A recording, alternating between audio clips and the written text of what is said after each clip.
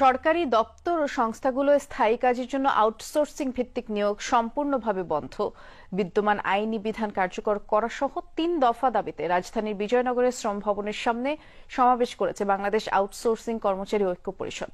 সরকারি ও স্বায়ত্তশাসিত প্রতিষ্ঠানে আউটসোর্সিং এবং দৈনিক মজুরি ভিত্তিক শ্রমিকদের আধুনিক দাসপ্রথার অবসান এবং শ্রম সংস্কার কমিশনের সুপারিশ বাস্তবায়নের দাবিতে শ্রম ভবনের সামনে বিভিন্ন সরকারি দপ্তরের আউটসোর্সিং এর মাধ্যমে নিয়োগ পাওয়া কর্মচারীরা জড়ো হন।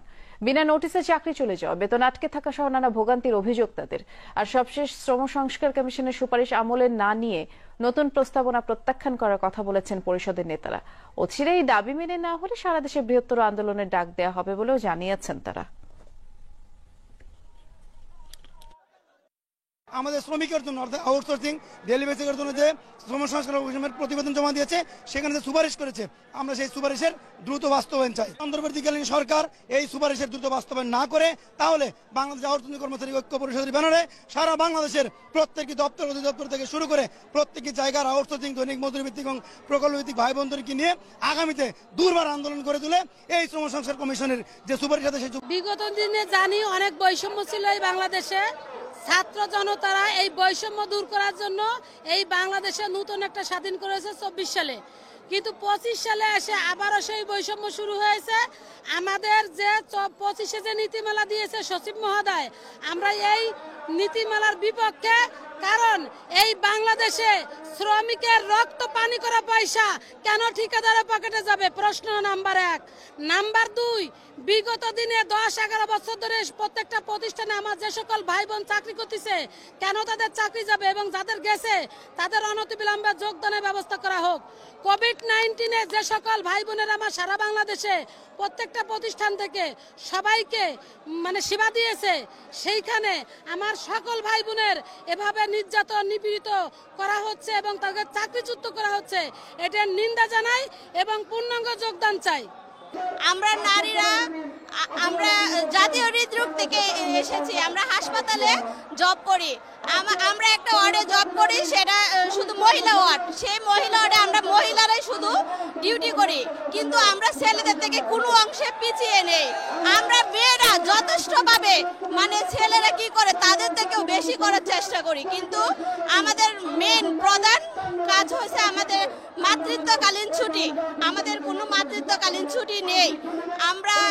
আমরা সেটা দাবি করাতে আমাদের 45 দিন মাতৃত্বকালীন ছুটি জারি করা হয়েছে এই 2025 প্রজ্ঞাপনে, কিন্তু আমরা 2025 সালের এই প্রজ্ঞাপন প্রত্যাখ্যান করছি।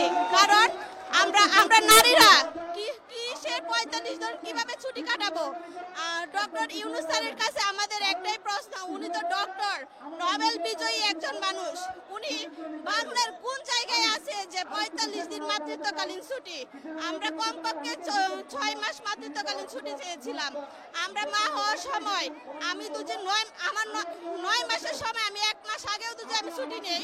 1 মাস আগে আমার ছুটি কাটানোর পর আমি সন্তান জন্ম দেওয়ার পর 15 দিন টাইম থাকে, তাহলে আমি 15 দিন পর কিভাবে আমি চাকরিতে জয়েন করব? একটা মা সিজার হলে তাকে কমপক্ষে 3 মাস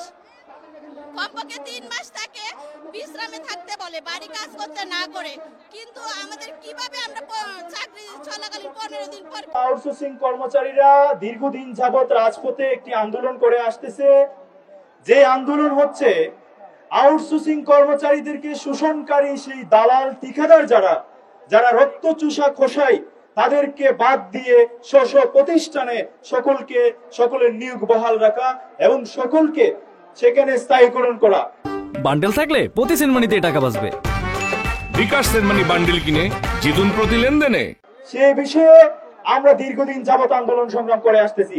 আপনারা জানেন, আমরা রমজানের প্রথমের দিকে একটি অনশন করেছিলাম এবং পরবর্তীতে আমরা শ্রম ভবনে আসার পরে আমাদেরকে নিয়ে এখানে শ্রম সচিব একটি কথা দিয়েছিলেন, অনতি বিলম্বে আমাদের দাবিগুলো মেনে নেওয়া হবে, এবং পরবর্তীতে আমাদেরকে কথা দিয়েছিলেন একটি শ্রম মন্ত্রণালয় এবং অর্থ মন্ত্রণালয়ের সমন্বয়ে আউটসোর্সিং কর্মচারীদের প্রতিনিধিদের সমন্বয়ে একটি নীতিমালা সংশোধনী কমিটি করা হবে এবং উক্ত নীতিমালাতে আমাদের যে বিভিন্নভাবে বঞ্চিত করা হচ্ছে, লাঞ্ছিত করা হচ্ছে, সেই সকল বিষয় নিরসন করে শ্রমিক বান্ধব একটি নীতিমালা প্রণয়ন করবে।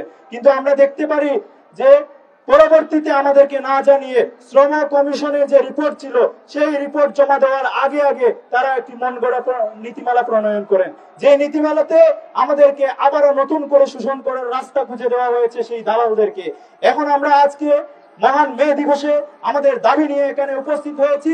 আমাদের প্রথম দাবি হচ্ছে সরকারি দপ্তর এবং সংস্থাগুলিতে স্থায়ী কাজের জন্য আউটসোর্সিং ভিত্তিক নিয়োগ সম্পূর্ণ বন্ধ করে যারা ইতিমধ্যে স্থায়ী ধরনের কাজে আউটসোর্সিং এর মাধ্যমে নিযুক্ত আছেন তাদের সংশ্লিষ্ট